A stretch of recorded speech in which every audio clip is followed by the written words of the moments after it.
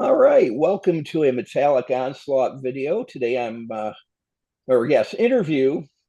Today I'm speaking with Marcus and Jenny from Avatarium, a band that we have been very fond of from the very first album. We always look forward to new contributions from you guys. And let's talk new album here. Uh, I am speaking with Jenny and Marcus, by the way. Yes. Yeah, thank you. Thank you for having us. Oh, you are quite welcome. The honor is all mine, trust me. So the new album is called Between You, God, the Devil, and the Dead. And I'd kind of like to break that down a little bit. What was the meaning behind the album title? How did you decide to land on that?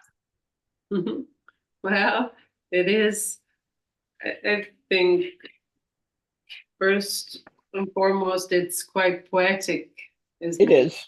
Yes.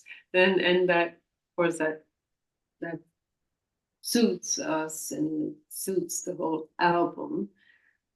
But it was actually the first song we wrote on this album, and also the last one we finished. So it was with us through the whole process. Yeah, that's how the album started. Yeah. And ended for us. Yeah.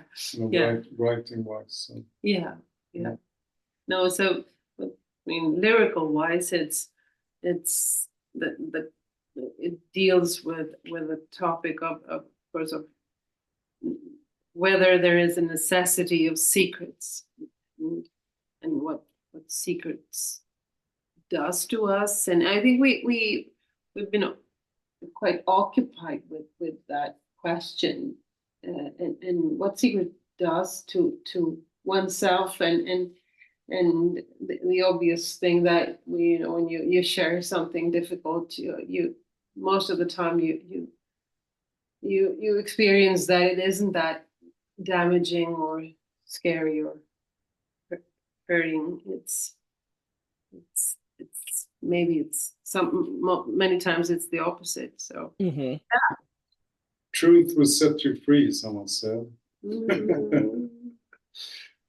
Oh man, truth. That's something I wish we had a little more of in my neck of the woods. Yeah. We'll not dwell on that a whole lot, but Yeah. so I mean, I've listened to the album.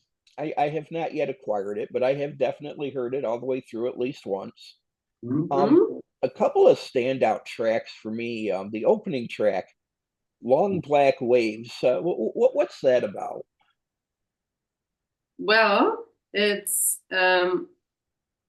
also quite an archetypical theme. I mean, of of water and this stressful nightmare. You're out on sea, and you're threatened by the waves, and so it's of course it's a nightmare, and uh, the that lucky thing to have music to channel your fears, and also and these nightly terrors that one can have.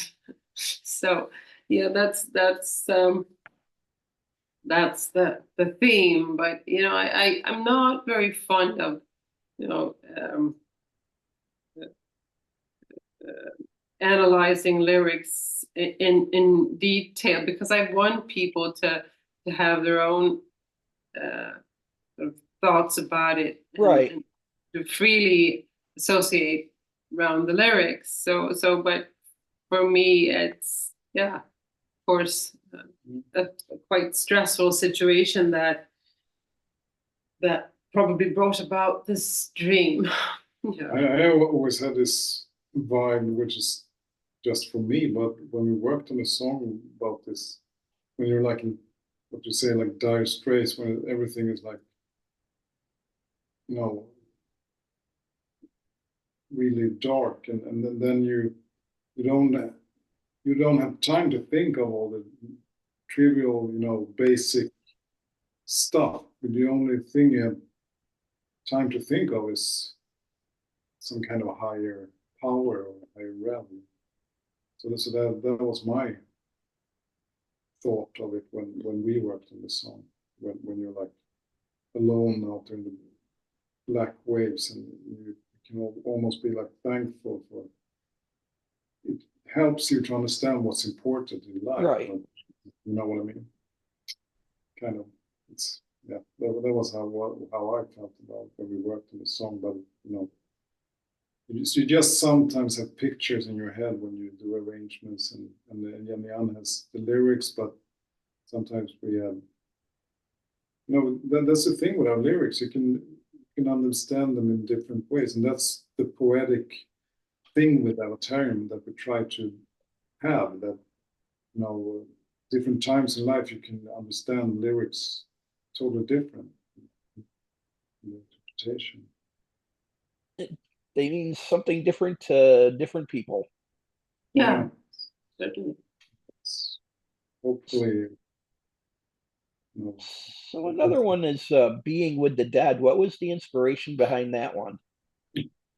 Well, the primarily inspiration was that intro riff, because I have the privilege of writing songs together with Marcus, who is a very sort of creative in the riff department. Oh, for sure. Yeah, and so he sent me a sort of a selection of, well, he does when we're in the writing process. He keeps those riffs coming, and among many other riffs, that one was there, and it stood out. And I said, we have to do something with that, because that intro riff is so awkward and mean and odd, and I loved it. Instantly loved it. So I feel the same way. It's like every album. It's like it just feels like it's like I'm hearing everything I've always loved about hard rock and heavy metal music in one big. Because it's like creatively, I think you guys channel a lot of stuff I grew up on. And there's like I can hear Sabbath, and I can hear Deep Purple, I can hear a little Rainbow in there, and it's just this amazing conglomeration, and I love it. Yeah, but that's music I really love. Right. It's the best for me. Best guitar music, whatever if you want to call it modern music, whatever. Then for me, so I'm happy if you can hear that. We always try to find our own take on it, of course. But that's music I think all of us in the band love. Another funny thing with Being with the Dead is that we were at dinner at a friend of ours, and he told us that his friend, a guy called Hans Ruin, wrote a book about this theme. And Hans Ruin he's a well-known Swedish philosopher, and he has written this new book, Being with the Dead. So and he said he wrote this book called Being with the Dead. And we were like, that's a great title for a song. Yeah. So that's also it absolutely is. So so that's I love that lyric as well, and the vibe in that song. I love the thought of the past, the present, and the future. To bring in the ones that lived before us and try to be alive ourselves, and then think about the ones who will live after us. And, to me, that's a way of being alive and being in the moment. Trying to touch eternity somehow. Yeah, and I think that the very sort of human way to achieve that is by our traditions. I mean, the way we celebrate both a child coming into this world or funeral traditions, and everything in between. So that's how we. I mean, also besides from sort of mourning and grieving, we keep contact with those who gone before, and that's our way to be with the dead. And so that's a very interesting theme. And the whole song is, I mean, besides from being a sort of a great sort of heavy, cool rock song, is also that it's very, it opens up in this major chord, and there's hope. There's hope of that. I think that human sort of closeness and contact, even in the deepest grief or sorrow, you can stay in touch. So yeah, and that it doesn't mean that you're sort of losing grip of reality, or it's not morbid in any way. It's just hopeful that we can still keep in touch with. That's an element I seem to get out of a lot of your music is, it's like it's dark and it's heavy, but it's like, and your vocal style helps a lot too, because you're kind of like a light in that darkness, that's kind of how I look at it.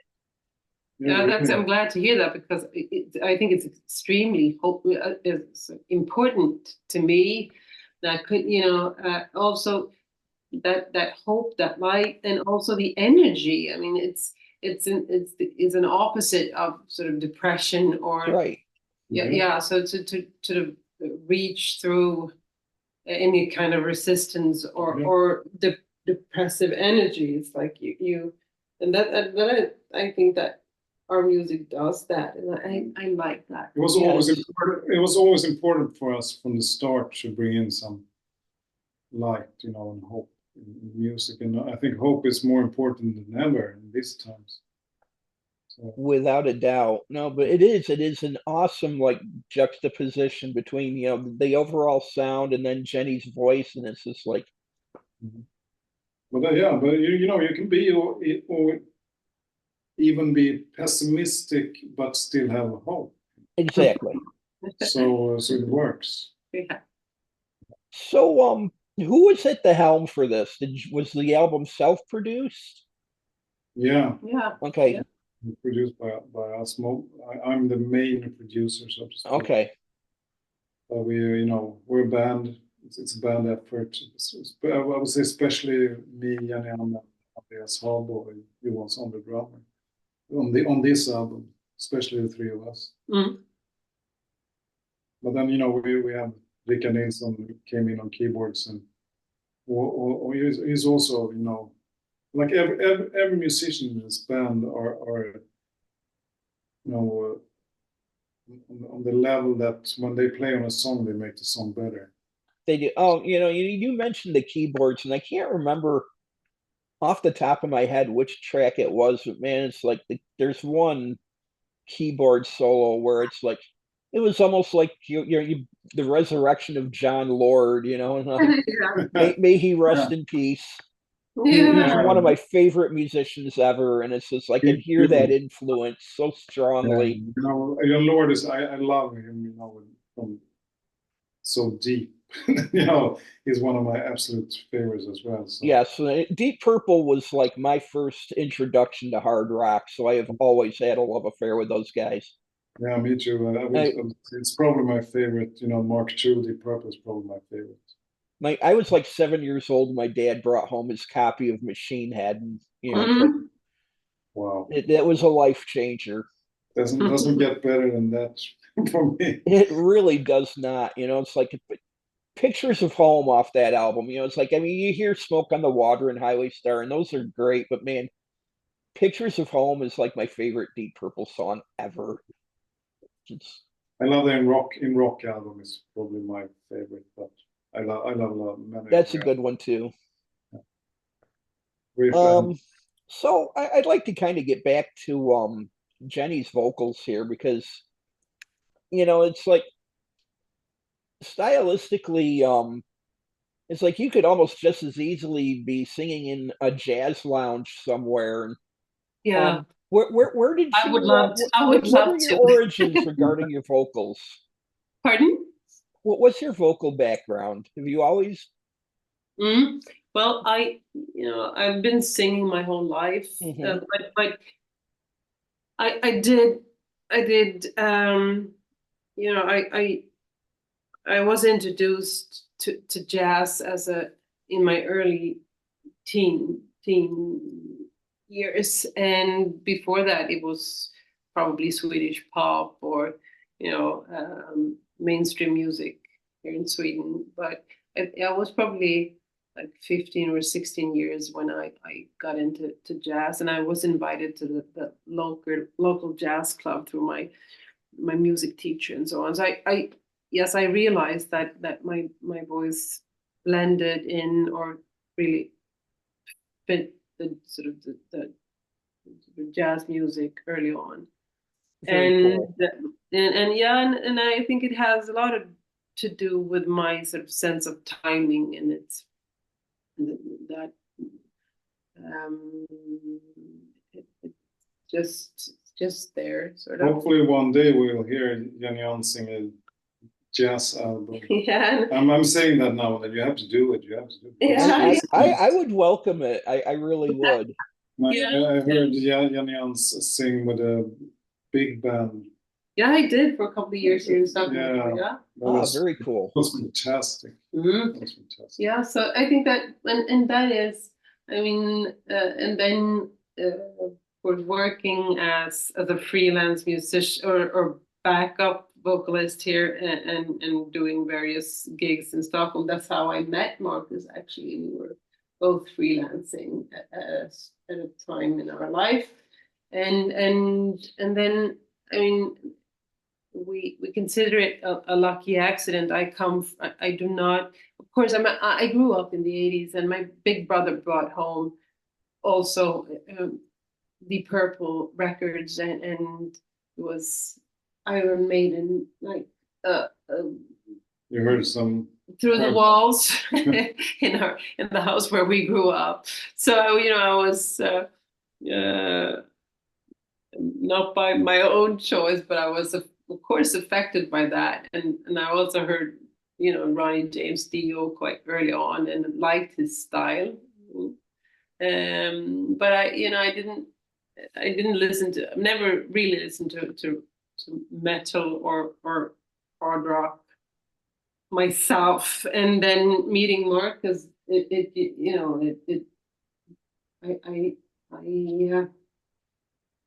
of course I was curious about your situation, and I know that I have a voice that it's a quite big voice that have that flexibility to belt out those long high overdrive notes. So and I heard you sing Led Zeppelin All That Love on a party, and that's one of the reasons why we asked Jennie-Ann, because when Leif Edling and me started doing the demos, Leif Edling said would be great to find someone with some kind of Robert Plant feel. And then I just heard Jennie-Ann sing some Zeppelin stuff on a party, and that made me think of her she could try to sing the demos. Yeah. And so you got some rock background. Yeah, well, absolutely. You know how to sing this song. Yeah, it comes quite natural. So I mean, when you asked me to come and sing some demo song, I was like, yeah, that sounds fun, and I did, and it was a lucky accident, because immediately I think we both, you and Leif Edling and me, we were surprised and about how very good it sounded together. Yeah. So and that fit on my timing and my voice on top of Leif's take on doom is that was and still is interesting. Yeah. We're just happy it worked out so well, and we found this absolutely this thing. So, kind of moving on here a little bit. Have you guys toured the US yet? No. Okay, because I was going to ask next, what you're, because I mean, obviously the album's been getting some wonderful feedback. I've been keeping track. So next, it's like tour plans, festivals this year. And would any of that include the US, which I'm sorry to say is maybe